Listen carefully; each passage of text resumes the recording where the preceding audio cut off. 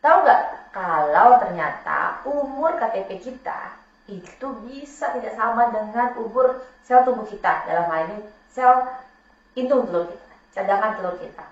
Misalnya nih, ada pasien datang dengan umur 28 tahun. Sesuai KTP ya tadi.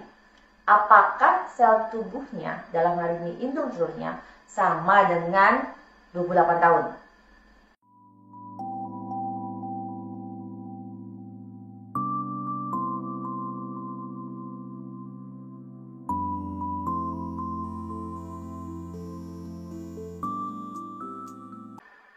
Halo, apa kabar?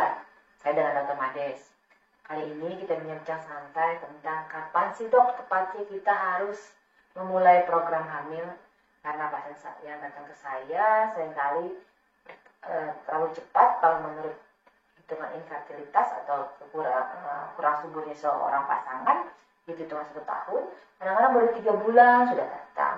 Atau mungkin menunda terlalu lama, jadi sudah lebih lama dari sekitar 3 tahun, 5 tahun baru datang. Padahal seperti kita ketahui bahwa kita kategorikan kurang subur atau infertilitas bila seorang pasangan itu sudah melakukan hubungan suami istri secara teratur 2-3 kali dalam 1 minggu, tidak menggunakan alat kontrasepsi dan tidak berhasil hamil selama 1 tahun, sebaiknya sudah berobat. Namun untuk pasangan-pasangan yang lebih dari 35 tahun atau memang sudah ada gangguan sebelumnya, ada operasi ataupun ada gangguan siklus, sebaiknya mungkin lebih cepat. Mengapa tadi dikatakan patokan 35 tahun? Karena perempuan itu punya jam biologis, artinya cadangan sel telur itu akan semakin lama semakin turun. Jika kita saat lahir mempunyai cadangan kurang lebih 700 sampai 1 juta, dan pada saat pubertas hingga 350.000, maka pada saat 35 tahun cadangan tubuh kita akan turun hingga kurang dari 25.000. Artinya perempuan itu, kalau saya suka mengibaratkan seperti gudang, dia akan semakin lama semakin habis dan tidak diproduksi lagi. Yang kita lakukan adalah bagaimana cadangan sel telur kita yang ada di gudang itu tidak semakin habis. Mengapa seorang itu punya kecepatan penghabisan sel telur atau penghabisan sel telur itu tidak sama? Banyak faktor. Yang pertama, meskipun jarang ada faktor genetik di sana terlibat. Yang kedua adalah pada saat kondisi kita di dalam sebagai janin di dalam perut ibu kita. Nutrisi yang dikonsumsi itu juga mempengaruhi kualitas dari janin yang dihasilkan nantinya.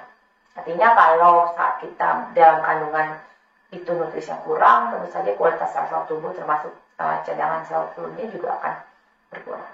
Kedua, apa yang kita lakukan, yang kita makan, aktivitas seksual, aktivitas apa yang kita makan, gaya hidup sehat yang tidak kita kerjakan, itu juga akan semakin mempercepat turunnya cadangan sel telur. Dan itu faktor-faktor pemicu seperti adanya penyakit seperti kista, terutama yang sering adalah endometriosis, ataupun adanya penyakit-penyakit lain yang mengharuskan pengangkatan sel telur, itu juga membuat cadangan sel telur kita akan semakin ya. Nah, karena itu titik krusial di sini adalah 35 tahun. Jadi sebaiknya sebelum 35 tahun periksakan atau segera berobat.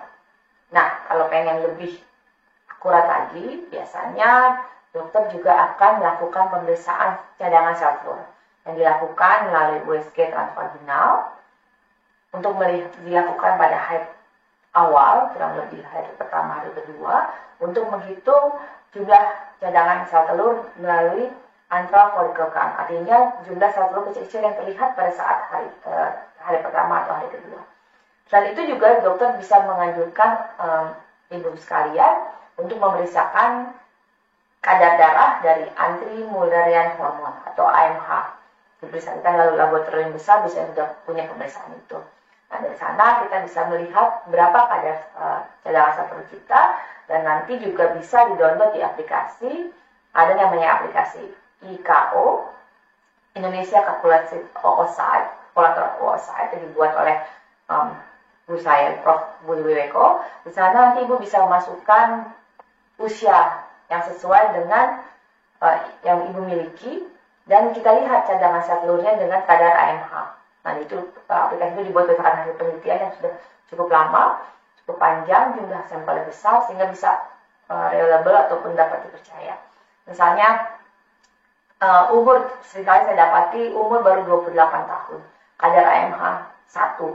Kalau kita masukkan di aplikasi itu akan terlihat kalau umur 28 tahun harusnya cadangan telurnya lebih dari 1,4, kurang lebih sekitar 2 atau 3. Nah, kalau AMH 1 itu kalau kita masukkan korelasinya adalah kurang lebih usia biologisnya itu setara dengan umur sekitar 36 tahun. Artinya kalau tadi kita pasien usia yang datang ke saya tadi usia 28, itu kita bisa sebut adalah usia kronologikal. Artinya usia sesuai dengan KTP yang dimilikinya, sesuai akte kelahiran. Nah, usia AMH dan kadar AMH itu menyerupai kita bilang usia biologis. Artinya sel tubuh kita, terutama dalam hal ini adalah usia cadangan sel telurnya. Seberapa banyak yang dimiliki. Nah, dari situ nanti dokter akan melihat lagi kondisi sel telur, kondisi sperma, sehingga bisa membantu kita untuk mengambil keputusan seberapa cepat kita berlari, seberapa cepat kita memulai program, dan apa program yang sebaiknya harus kita lakukan untuk memperoleh keturunan. Jadi, jangan kembali lagi, segera periksakan para pasangan ini yang memiliki keinginan untuk memiliki keturunan ke dokter terdekat. Selamat berjuang, semangat!